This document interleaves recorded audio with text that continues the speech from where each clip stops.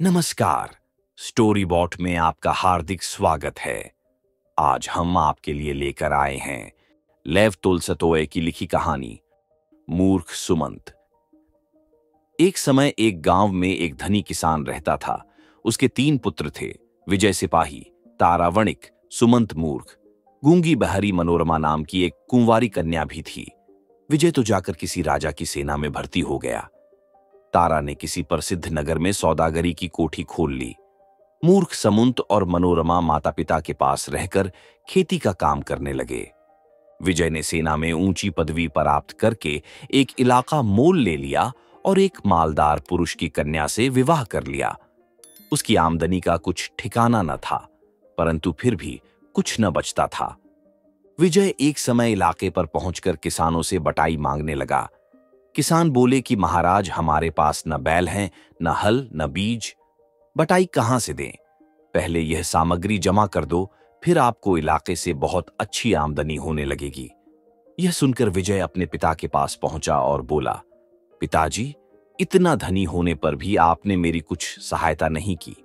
मैंने सेना में काम किया और राजा को प्रसन्न कर एक इलाका मोल लिया। उसके बंधन के लिए धन की जरूरत है। मैं तीसरे भाग का हिस्सेदार हूं, इसलिए मेरा भाग मुझे दे दीजिए कि अपना इलाका ठीक करूं। पिता, भला मैं पूछता हूं कि तुमने नौकरी पर रहते हुए कभी कुछ धन भी भेजा? सब काम सुमंत करता है। मेरी समझ में तुम्हें तीसरा भाग देना सुमंत और मनोरमा के साथ अन्याय करना है। विजय, सुमंत तो मूर्ख है, मनोरमा गूंगी और बाहरी है। उन्हें धन का क्या काम है? वे धन से क्या लाभ उठा सकते हैं? पिता, अच्छा, सुमंत से पूछ लूं।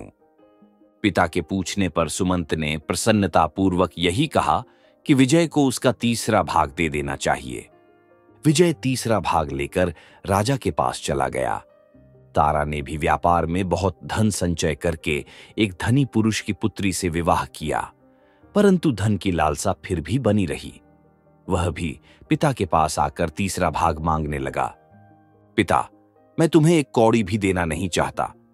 विचारो तो, तुमने सौदागरी की कोठी खोलकर इतना धन इकट्ठा किया, कभी पिता को भी पूछा? यहां जो कुछ है सब सुमंत की कमाई का फल है। उसका पेट काटकर तुम्हें दे देना अनुचित है। तारा, मूर्ख सुमंत को धन लेकर करना ही क्या है? आपके विचार में सुमंत जैसे मूर्ख से कोई भी पुरुष अपनी कन्या ब्याह देगा? कदापि नहीं। रही मनोरमा, वह गूंगी और बाहरी है। मैं सुमंत से पूछ लेता हूं कि वह क्या कहता है। तारा के पूछने पर सुमंत ने तीसरा भाग देना तुरंत स्वीकार कर लिया और तारा भी अपना भाग लेकर चंपत हुआ। सुमंत के पास जो कुछ सामान बच रहा, उसी से खेती का काम करके माता पिता की सेवा करने लगा। यह कौतुक देखकर अधर्म बड़ा दुखी हुआ कि भाइयों ने परिति सहित धन बांट लिया। जूती पैजार कुछ भी न हुई। 3 भूतों को बुलाकर कहने लगा, देखो विजय, तारा, सुमंत 3 भाई हैं। धन बांटते समय उन्हें आपस में झगड़ा करना उचित था, परंतु मूर्ख सुमंत ने सब काम बिगाड़ डाला। उसी की मूता से तीनों भाई आनंद से जीवन व्यतीत कर रहे हैं। तुम जाओ और एक के पीछे पड़कर ऐसा उत्पात मचाओ कि सबके सब आपस में लड़ मरे। देखना, बड़ी चतुराई से काम करना। तीनों भूत धमारवतार, जो तीनों को आपस में लड़ाल डाकर मार न डाला तो हमारा नाम अधर्मराज के भूत ही नहीं। अधर्म वाह वाह, शाबाश। जाओ, मगर जो बिना काम पूरा किए लौटे तो खाल खींच लूंगा। इतना समझ लो। तीनों भूत चलकर एक झील के किनारे बैठ गए और यह निश्चय किया कि कौन कौन किस किस भाई के पीछे लगे, और साथ ही नियम बांध दिया कि जिस भूत का कार्य पहले समाप्त हो जाए वह तुरंत दूसरे भूतों की सहायता करे। कुछ दिन पीछे वे तीनों फिर उसी झील पर जमा हुए और अपनी अपनी कथा कहने लगे। पहला भाई, साहब, मेरा काम तो बन गया। विजय भागकर पिता की शरण लेने के सिवाय अब और कुछ नहीं कर सकता। दूसरा, बताओ तो उसे कैसे फांसा? पहला, मैंने विजय को इतना घमंडी बना दिया कि वह एक दिन राजा से कहने लगा कि महाराज, यदि आप मुझे सेनापति की पदवी पर नियत कर दें तो मैं आपको सारे जगत का चक्रवर्ती राजा बना दूं। राजा ने उसे तुरंत सेनापति बनाकर आज्ञा दी कि लंका के राजा को पराजित कर दो। बस फिर क्या था, लगी युद्ध की तैयारियां होने। लड़ाई छिड़ने से एक रात पहले मैंने विजय का सारा बारूद गीला कर दिया। उधर लंका के राजा के लिए घास के अनगिनत सिपाही बना दिए। दोनों सेनाओं के सम्मुख होने पर विजय के सिपाहियों ने घास के बने हुए अनंत योद्धाओं को देखा तो उनके छक्के छूट गए। विजय ने गोले फेंकने का हुक्म दिया। बारूद गीली हो ही चुकी थी, तोपें आग कहां से देती। फल यह हुआ कि विजय की सेना को भागना ही पड़ा। राजा ने क्रोध करके उसका बड़ा अपमान किया। उसका इलाका छिन गया। इस समय वह बंदीखाने में कैद है। बस केवल यह काम शेष रह गया कि उसे बंदीखाने से निकालकर उसको पिता के घर पहुंचा दूं। फिर छुट्टी है, जो चाहे उसकी सहायता के लिए तैयार हूं। दूसरा, मेरा कार्य भी सिद्ध हो गया है। तुम्हारी सहायता की कोई आवश्यकता नहीं। तारा को पहले तो मोटा करके आलसी बनाया, फिर इतना लोभी बना दिया कि वह संसार भर का माल ले लेकर कोठरी भरने लगा। उसकी खरीद अभी तक जारी है। उसका सब धन खर्च हो गया और अब उधार रुपया लेकर माल ले रहा है। एक सप्ताह में उसका सब माल सत्यानाश कर दूंगा और तब उसे सिवाय पिता की शरण जाने के और कोई उपाय न रहेगा। तीसरा, भाई, हमारा हाल तो बड़ा पतला है। पहले मैंने सुमंत के पीने के पानी में पेट में दर्द उत्पन्न करने वाली बूटी मिलाई। फिर खेत में जाकर धरती को ऐसा कड़ा कर दिया कि उस पर हल न चल सके। मैं समझता था कि पीड़ा के कारण वह खेत बाहने न आएगा, परंतु वह तो बड़ा ही मुंह है। आया और हल चलाने लगा। हाय हाय करता जाता था, परंतु हल हाथ से न छोड़ता था। मैंने हल तोड़ दिया। वह घर जाकर दूसरा ले आया। मैंने धरती में घुसकर हल की आनी पकड़ ली। उसने ऐसा धक्का मारा कि मेरे हाथ कटते कटते बचे। उसने केवल एक टुकड़े के सिवाय बाकी सारा खेत बांध लिया है। यदि तुम मेरी सहायता न करोगे तो सारा खेल बिगड़ जाएगा, क्योंकि यदि वह इस प्रकार खेतों को बांधता और बोता रहा तो उसके भाई भूखे नहीं मर सकते। फिर बैर भाव किस भांति उत्पन्न हो सकता है। सुखपूर्वक उनका पालन पोषण करता रहेगा। पहला, कुछ चिंता नहीं, देखा जाएगा। घबराओ नहीं, कल अवश्य तुम्हारे पास आऊंगा। सुमंत हल चला रहा था। अचानक पैर एक झाड़ी में फंस गया। उसे अचंभा हुआ कि खेत में तो कोई झाड़ी न थी, ये कहां से आई। बात यह थी कि भूत ने झाड़ी बनाकर सुमंत की टांग पकड़ ली थी। सुमंत ने हाथ डालकर झाड़ी को जड़ से उखाड़ डाला। देखा तो उसमें काले रंग का एक भूत बैठा हुआ है। सुमंत गला दबाकर बोला, दबाऊं गला? भूत, मुझे छोड़ दो। मुझसे जो कहोगे वही करूंगा। सुमंत, तुम क्या कर सकते हो? भूत, सब कुछ। सुमंत, मेरे पेट में दर्द हो रहा है, उसे अच्छा कर दो। भूत, बहुत अच्छा। भूत ने धरती में से 3 बूटियां लाकर एक बूटी सुमंत को खिला दी। दर्द बंद हो गया और दूसरी 2 बूटियां सुमंत को देकर बोला, जिसको एक बूटी खिला दोगे उसके सब रोग तत्काल दूर हो जाएंगे। अब मुझे जाने की आज्ञा दो, मैं फिर कभी ना आऊंगा। सुमंत, हां, जाओ, परमात्मा तुम्हारा भला करे। परमात्मा का नाम सुनते ही भूत रसातल चला गया। केवल वहां एक छेद रह गया। सुमंत ने दूसरी 2 बूटियां पगड़ी में बांध लीं और घर चला आया। देखा कि विजय और उसकी स्त्री आए हुए हैं। बड़ा प्रसन्न हुआ।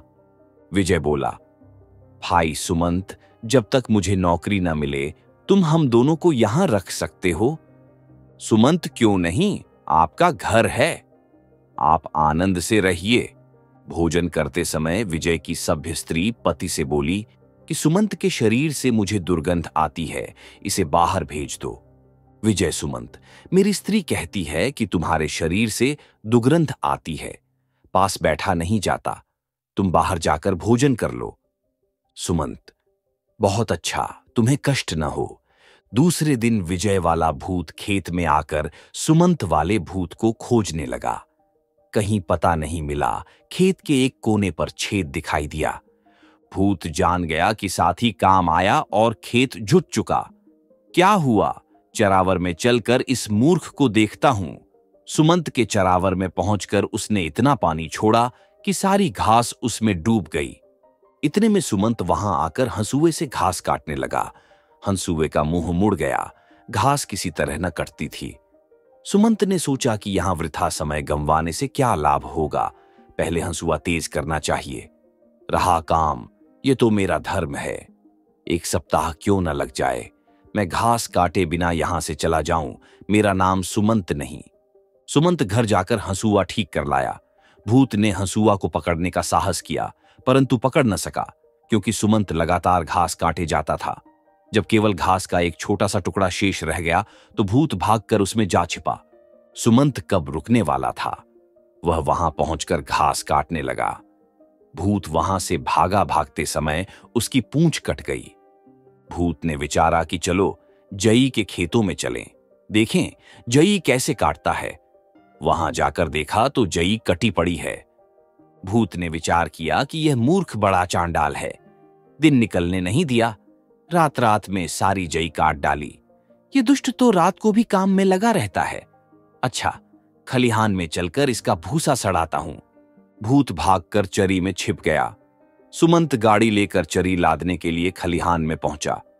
एकाएक पूली उठाकर गाड़ी में रखने लगा कि एक पूला में से भूत निकल पड़ा। सुमंत, अरे दुष्ट, तू फिर आया। भूत, मैं दूसरा हूं, पहला मेरा भाई था। सुमंत कोई हो, अब जाने न पाओगे। भूत, कृपा करके मुझे छोड़ दीजिए, आप जो आज्ञा दें वही करने को तैयार हूं। सुमंत, तुम क्या कर सकते हो? भूत, मैं भूसे के सिपाही बना सकता हूं। सुमंत, सिपाही क्या काम देते हैं? भूत, तुम उनसे जो चाहो सो काम करा सकते हो। सुमंत, वे गाना गा सकते हैं। भूत, क्यों नहीं? सुमंत, अच्छा बनाओ। भूत, तुम चरी के पूले लेकर यह मंत्र पारो। हे पूले, मेरी आज्ञा से सिपाही बन जा, और फिर पूले को धरती पर मारो, सिपाही बन जाएगा। सुमंत ने वैसा ही किया। पूले सिपाही बनने लगे, यहां तक कि पूरी पलटन बन गई और मरू बाजा बजने लगा। सुमंत हंसकर, वाह भाई वाह, ये तो खूब तमाशा है, इसे देखकर बालक बहुत प्रसन्न होंगे। भूत, आज्ञा है, अब जाऊं? सुमंत, नहीं, अभी मुझे फिर पूले बना देने का मंत्र भी सिखा दो, नहीं तो ये हमारा सारा अनाज ही चट कर जाएंगे। भूत, बस यह मंत्र पियारो। हे सिपाही, मेरे सेवक, मेरी आज्ञा से फिर पूले बन जाओ, तब ये सब फिर पूले बन जाएंगे। सुमंत ने मंत्र पारा, सबके सब पूले बन गए। भूत, अब जाऊं? आज्ञा है। सुमंत, हां जाओ, भगवान तुम पर दया करे। भगवान का नाम सुनते ही भूत धरती में समा गया। पहले की भांति एक छेद शेष रह गया। सुमंत जब घर लौटा तो देखा कि स्त्री सहित मंझला भाई तारा आया हुआ है। वह सुमंत से बोला, भाई सुमंत, लहनेदारों के डर से भागकर तुम्हारे पास आए हैं। जब तक कोई रोजगार न करे यहां ठहर सकते हैं कि नहीं? सुमंत, क्यों नहीं, घर किसका और मैं किसका? आप आनंद से रहिए। भोजन पर से जाने पर तारा की स्त्री ने तारा से कहा कि मैं गंवार के पास बैठकर भोजन नहीं कर सकती। तारा, भाई सुमंत, मेरी स्त्री तुमसे घिन करती है, बाहर जाकर भोजन कर लो। सुमंत, अच्छी बात है, आपका चित्त प्रसन्न चाहिए। दूसरे दिन तारा वाला भूत सुमंत को दुख देने के वास्ते खेत में पहुंचकर साथियों का ढूंढने लगा, पर किसी का पता न चला। खोजते खोजते एक छेद तो खेत के कोने में मिला, दूसरा खलिहान में। उसे मालूम हो गया कि दोनों के दोनों यमलोक जा पहुंचे। अब मुझी से इस मूर्ख की बनेगी, देखूं कहां बचकर जाता है।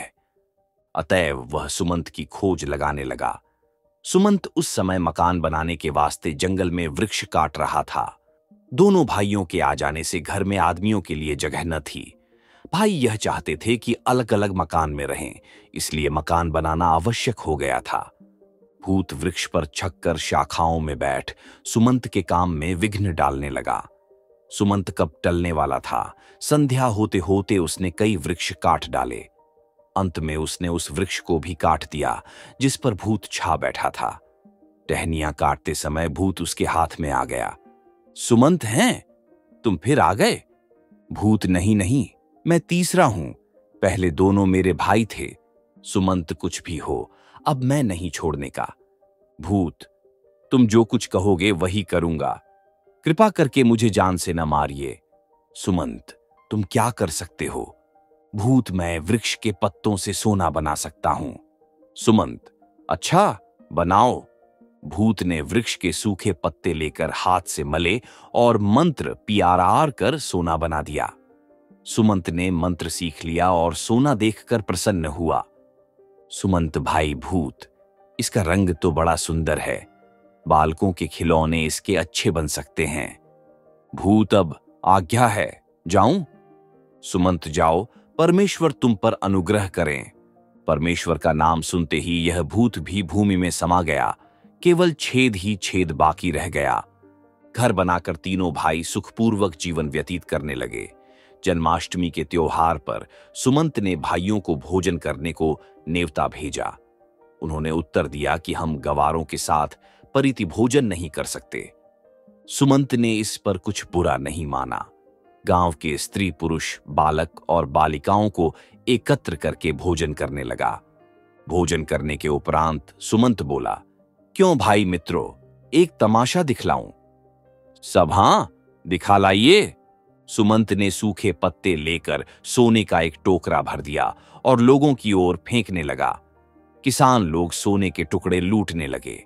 आपस में इतना धक्कम धक्का हुआ कि एक बेचारी बूई कुचल गई। सुमंत ने सबको धिक्कार कर कहा, तुम लोगों ने बूही माता को क्यों कुचल दिया? शांत हो जाओ तो और सोना दूं। ये कहकर टोकरी का सब सोना लुटा दिया। फिर सुमंत ने स्त्रियों से कहा कि कुछ गाओ। स्त्रियां गाने लगीं। सुमंत हूं, तुम्हें गाना नहीं आता? स्त्रियां, हमें तो ऐसा ही आता है, और अच्छा सुनना हो तो किसी और को बुला लो। सुमंत ने तुरंत ही भूसे के सिपाही बनाकर पलटन खड़ी कर दी। बैंड बजने लगा। कंवार लोगों को बड़ा ही अचंभा हुआ। सिपाही बड़ी देर तक गाते रहे। तब सुमंत ने उनको फिर भूसा बना दिया और सब लोग अपने अपने घर चले गए। प्रातःकाल विजय ने यह चचार सुनी तो हांफता हांफता सुमंत के पास आया। बोला, भाई सुमंत, ये सिपाही तुमने किस रीति से बनाए थे? सुमंत, क्यों, आपको क्या काम है? विजय काम की एक ही कही, सिपाहियों की सहायता से तो हम राज्य जीत सकते हैं। सुमंत, यह बात है, तुमने पहले क्यों नहीं कहा? खलिहान में चलिए, वहां चलकर जितने कहो उतने सिपाही बना देता हूं, परंतु शर्त यह है कि उन्हें तुरंत ही यहां से बाहर ले जाना, नहीं तो वे गांव का गांव चटकर जाएंगे। अतएव खलिहान में जाकर उसने कई पलटने बना दी और पूछा, बस की और? विजय प्रसन्न होकर, बस बहुत है, तुमने बड़ा एहसान किया। सुमंत, एहसान की कौन सी बात है? अब के वर्ष भूसा बहुत हुआ है, यदि कभी टोटा पड़ जाए तो फिर आ जाना, फिर सिपाही बना दूंगा। अब विजय धरती पर पांव नहीं रखता था। सेना लेकर उसने तुरंत युद्ध करने के वास्ते प्रस्थान कर दिया। विजय के जाते ही तारा भी आ पहुंचा और सुमंत से बोला, भाई साहब, मैंने सुना है कि तुम सोना बना लेते हो। हाय हाय, यदि थोड़ा सा सोना मुझे मिल जाए तो मैं सारे संसार का धन खींच लूं। सुमंत, अच्छा, सोने में यह गुण है, तुमने पहले क्यों नहीं कहा? बतलाओ, कितना सोना बना दूं? तारा, 3 टोकरे बना दो। सुमंत ने 3 टोकरे सोना बना दिया। तारा, आपने बड़ी दया की। सुमंत, दया की कौन बात है, जंगल में पत्ते बहुत हैं, यदि कमी हो जाए तो फिर आ जाना, जितना सोना मांगोगे उतना ही बना दूंगा। सोना लेकर तारा व्यापार करने चल दिया। विजय ने सेना की सहायता से एक बड़ा भारी राज्य विजय कर लिया। उधर तारा के धन का भी पारावार न रहा। एक दिन दोनों में मुलाकात हुई, बातें होने लगीं। विजय, भाई तारा, मैंने तो अपना राज्य अलग बना लिया और अब चैन करता हूं, परंतु इन सिपाहियों का पेट कहां से भरूं? रुपए की कमी है, सदैव यही चिंता बनी रही है। तारा, तो क्या आप समझते हैं कि मुझे चिंता नहीं है? मेरे धन की गिनती नहीं, पर उसकी रखवाली करने को सिपाही नहीं मिलते। बड़ी विपत्ति में पड़ा हूं। विजय, चलिए सुमंत मूर्ख के पास चलें। मैं तुम्हारे वास्ते थोड़े से सिपाही बनवा दूं और तुम मेरे लिए थोड़ा सा सोना बनवा दो। तारा, हां ठीक है, चलिए। दोनों भाई सुमंत के पास पहुंचे। विजय, भाई सुमंत, मेरी सेना में कुछ कमी है, कुछ सिपाही और बना दो। सुमंत, नहीं, अब मैं और सिपाही नहीं बनाता। विजय, पर तुमने वचन जो दिया था, नहीं तो मैं आता ही क्यों? कारण क्या है, क्यों नहीं बनाते? सुमंत, कारण यह कि तुम्हारे सिपाहियों ने एक मनुष्य को मार डाला। कल जब मैं अपना खेत जोत रहा था तो पास से एक अर्थी देखी। मैंने पूछा, कौन मर गया? एक स्त्री ने कहा कि विजय के सिपाहियों ने युद्ध में मेरे पति को मार डाला। मैं तो आज तक केवल यह समझता था कि सिपाही बैंड बजाया करते हैं, परंतु वे तो मनुष्य की जान मारने लगे। ऐसे सिपाही बनाने से तो संसार का नाश हो जाएगा। तारा, अच्छा, यदि सिपाही नहीं बनाते तो मेरे लिए सोना तो थोड़ा सा और बना दो। तुमने वचन दिया था कि कमी हो जाने पर फिर बना दूंगा। सुमंत, हां, वचन तो दिया था, पर मैं अब सोना भी न बनाऊंगा। तारा, क्यों? सुमंत, इसलिए कि तुम्हारे सोने ने बसंत की लड़की से उसकी गाय छीन ली। तारा, यह कैसे? सुमंत, बसंत की पुत्री के पास एक गाय थी। बालक उसका दूध पीते थे। कल वे बालक मेरे पास दूध मांगने आए। मैंने पूछा कि तुम्हारी गाय कहां गई, तो कहने लगे कि तारा का एक सेवक आकर 3 टुकड़े सोने के देकर हमारी गाय ले गया। मैं तो यह जानता था कि सोना बनवा बनवा कर तुम बालकों को बहलाया करोगे, परंतु तुमने तो उनकी गाय ही छीन ली। बस, सोना अब नहीं बन सकता। दोनों भाई निराश होकर लौट पड़े। राह में यह समझौता हुआ कि विजय तारा को कुछ सिपाही दे दे और तारा विजय को कुछ सोना। कुछ दिन बाद धन के बल से तारा ने भी एक राज्य मोल ले लिया और दोनों भाई राजा बनकर आनंद करने लगे। सुमंत गूंगी बहन के सहित खेती का काम करते हुए अपने माता पिता की सेवा करने लगा। एक दिन उसकी कुतिया बीमार हो गई। उसने तत्काल पहले भूत की दी हुई बूटी उसे खिला दी। वह निरोग होकर खेलने कूदने लगी। यह हाल देखकर माता पिता ने इसका ब्यौरा पूछा। सुमंत ने कहा कि मुझे एक भूत ने 2 बूटियां दी थीं। वह सब प्रकार के रोगों को दूर कर सकती हैं। उनमें से एक बूटी मैंने कुतिया को खिला दी। उसी समय दैवगति से वहां के राजा की कन्या बीमार हो गई।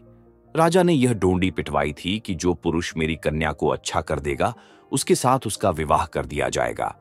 माता पिता ने सुमंत से कहा कि यह तो बड़ा अच्छा अवसर है।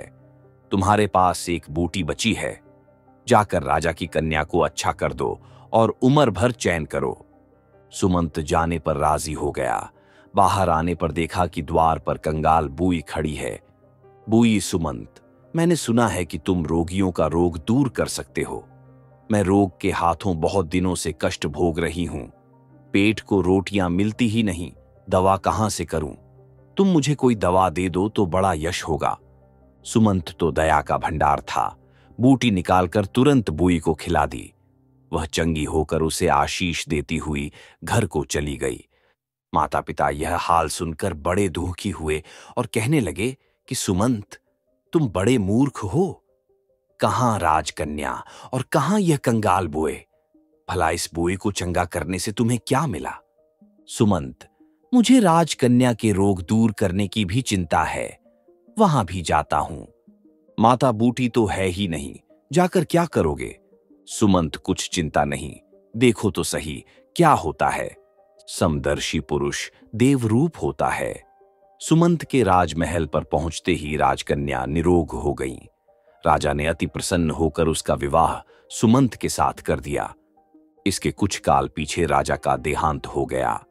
पुत्र न होने के कारण वहां का राज सुमंत को मिल गया। अब तीनों भाई राज पदवी पर पहुंच गए। विजय का प्रभाव सूर्य की भांति चमकने लगा। उसने भूसे के सिपाहियों से सचमुच के सिपाही बना दिए। राज्य भर में यह हुक्म जारी कर दिया कि 10 घर पीछे एक मनुष्य सेना में भर्ती किया जाए और कवायद परेड कराकर सेना को अस्त्र शस्त्र विद्या में ऐसा चतुर कर दिया कि जब कोई शत्रु सामना करता तो वह तुरंत उसका विध्वंस कर देता। सारे राजा उसके भय से कांपने लगे। वह अखंड राज करने लगा। तारा बड़ा बुद्धिमान था। उसने धन संचय करने के निमित्त मनुष्यों, घोड़ों, गाड़ियों, जूतों, जुराबों, वस्त्रों, तात्पर्य यह कि जहां तक हो सका सब व्यावहारिक वस्तुओं पर कर बैठा दिया। धन रखने को लोहे की सलाखों वाले पक्के खजाने बना दिए और चोरी चिकारी, लूटमार, धन संबंधी झगड़े बंद करने के निमित्त अनगिनत कानून जारी कर दिए। संसार में रुपया ही सब कुछ है। रुपये की भूख से सब लोग आकर उसकी सेवा करने लगे। अब सुमंत मूर्ख की करतूत सुनिए। ससुर का क्रियाकर्म करके उसने राजसी रत्न जटित वस्त्रों को उतारकर संदूक में बंद कर अलग धर दिए।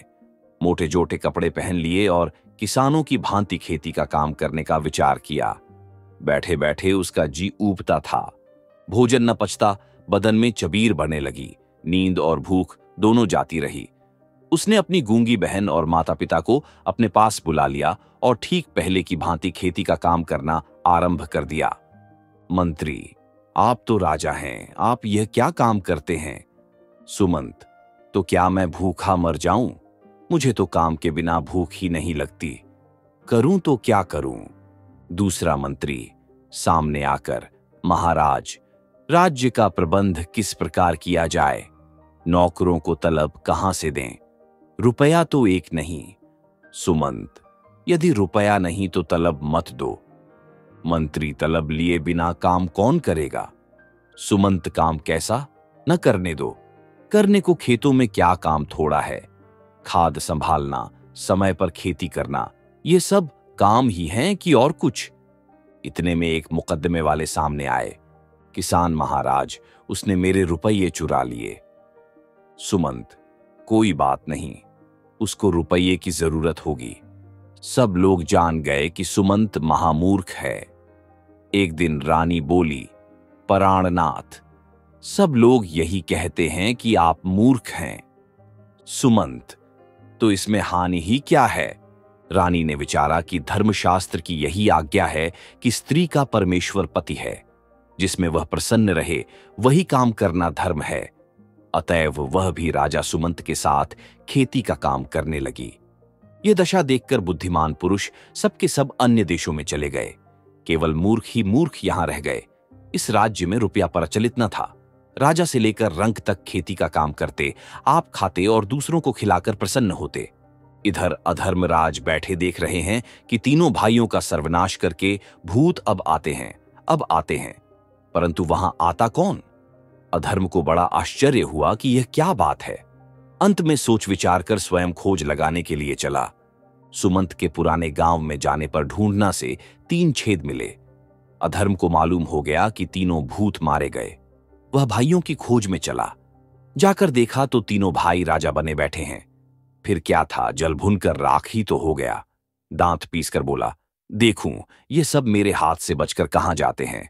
वह एक सेनापति का वेश बदलकर पहले विजय के पास पहुंचा और हाथ जोड़कर विनय की, महाराज, मैंने सुना है कि आप महाशूरवीर हैं।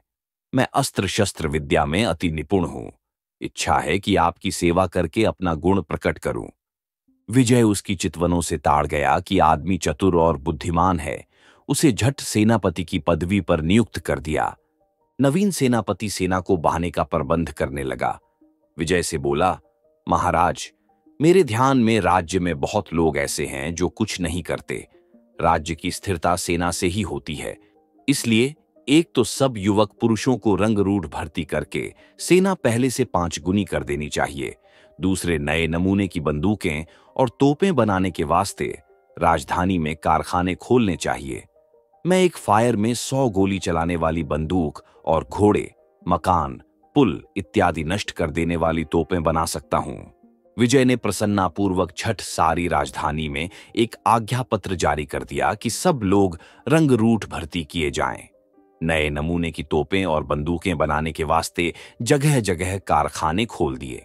युद्ध की समस्त सामग्री जमा होने पर पहले उसने पड़ोसी राजा को जीता, फिर मैसूर के राजा पर छाई का डांका बजा दिया।